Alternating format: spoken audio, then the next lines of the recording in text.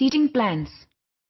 Classroom dimension जो है, जो फिजिकल डायमेंशन है क्लासरूम की, उसका एक बहुत अहम हिस्सा जो है वो सीटिंग प्लान्स है।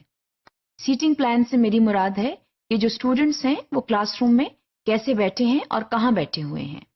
आमतौर पर ये देखा जाता है कि जब सीटिंग प्लान्स की बात आती है तो हम ये सोचते हैं कि स्टूडेंट्स को एक ही जगह पर बिठाया जाए या उनकी शफलिंग की जाए। तो बेहतर ये है कि स्टूडेंट्स जो हैं उनको आप एक जगह के ऊपर बिठाएं। उसके बहुत से फवायद हैं। जब आप स्टूडेंट्स को एक जगह के ऊपर बिठाते हैं तो उसमें it is very important that you learn the name of the student, who is who. और उसमें अगर स्टूडेंट जो है वो एक जगह के ऊपर बैठा है तो वहां पर आपके लिए आसानी है उसको रेफर करने में और उसका नाम याद करने में। क्योंकि ये चीज याद रखें कि टीचर के लिए ये बहुत जरूरी है कि स्टूडेंट का उसको नाम आए। और अगर स्टूडेंट्स जो हैं वो मुस्तकिल शफल होते हैं, वो मुस्तकिल अपनी जगह चेंज करते हैं, तो टीचर के लिए नाम याद रखना मुश्किल हो जाता है। तो it is very important for the teacher to remember the name of the student, and that is why it is thought that a permanent seating position helps in remembering the names of the students. क्योंकि बाज़-औक़ात teacher को ये मालूम हो जाता है कि अगर स्टूडेंट राइट साइड के ऊपर जो स्टूडेंट बैठे हैं उनके नाम क्या हैं, जो मिडिल में बैठे हैं उनके क्या हैं, और जो लेफ्ट साइड पर बैठे हैं उनके क्या हैं। तो ये टीचर के लिए एक सहूलत हो जाती है। इसके अलावा अटेंडेंस लेने में दिक्कत नहीं होती। अगर स्टूडेंट्स जो हैं वो परमानेंटली बैठे हैं एक जगह के ऊपर, so it is easy to take attendance of the students. बाज़ औक़ात जहां पर लार्ज क्लासेस होती हैं, जहां पर तादाद जो है स्टूडेंट्स की वो 30 या 35 से तजावुज कर जाती है, तो हम उसको एक लार्ज क्लास का दर्जा देते हैं। वहां पर अटेंडेंस जो है बाज़ औक़ात एक मसला बन जाती है। तो स्टूडेंट्स जो हैं अगर परमानेंटली सीटेड हैं, उनकी एक ही जगह है बैठने की, वो रोज आकर वहीं बैठते हैं, तो अटेंडेंस लेने में आसानी हो जाती है।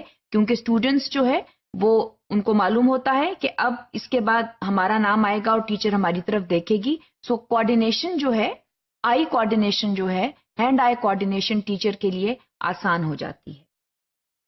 इसके अलावा अगर स्टूडेंट्स अपना काम कर रहे हैं और एडमिनिस्ट्रेटिवली टीचर जो है वो किसी और काम में मसरूफ है, तो अगर परमानेंटली स्टेशनड हैं बच्चे तो उनको देखना और उनको मॉनिटर करना टीचर के लिए आसान हो जाता है।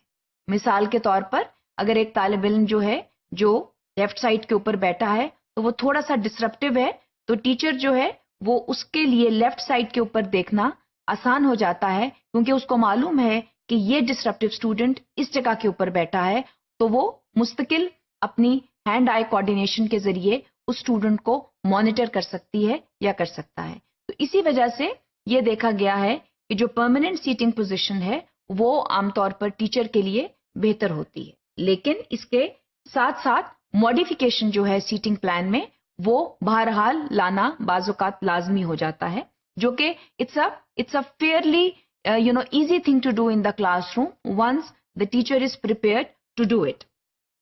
अब जो modifications हैं सीटिंग प्लान में वो आप स्टूडेंट्स की मदद के साथ आराम के साथ क्लासरूम में कर सकते हैं और करनी भी चाहिए। फॉर एग्जाम्पल अगर स्टूडेंट्स रोज में बैठे हैं और आपने पेयर वर्क कराना है तो स्टूडेंट्स जो हैं वो आपकी मदद कर सकते हैं चेंज करने में। सो मॉडिफिकेशन जो है बाज़-औक़ात it is a part of the lesson plan, it is the part of the classroom proceeding and the whole group instruction, and it can be easily done in the classroom once the teacher is ready. जैसे कि आप यहां देख रहे हैं, वैसे तो यहां पर स्टूडेंट्स इंडिविजुअली बैठे हुए हैं, लेकिन अगर मॉडिफिकेशन की जरूरत पड़ सके तो आराम के साथ हो सकती है। वो इसलिए क्योंकि आप देख रहे हैं कि दो कतारों के दरमियान जगह बहुत है। तो अगर ग्रुप वर्क करना है तो स्टूडेंट्स जो हैं वो आराम के साथ टेबल्स को जोड़कर ग्रुप वर्क या पेयर वर्क कर सकते हैं। तो पहले तो ये जज करें कि सीटिंग प्लान क्या है, कैसे स्टूडेंट्स बैठे हैं, और फिर किस तरह से मॉडिफिकेशन जो है वो हो सकती है। तो मॉडिफिकेशन जो है वो सीटिंग प्लान का एक हिस्सा है। गो कि हम ये कह रहे हैं कि बाज़-औक़ात परमानेंट पोजीशंस जो हैं वो हेल्पफुल हैं, मगर इसके साथ साथ जो मॉडिफिकेशंस हैं वो भी लाई जा सकती हैं। ये तभी मुमकिन है जब जो क्लासरूम फर्नीचर है वो इस तरह रखा गया हो कि उसके अंदर तब्दीली लाना जो है वो मुश्किल अमल ना हो।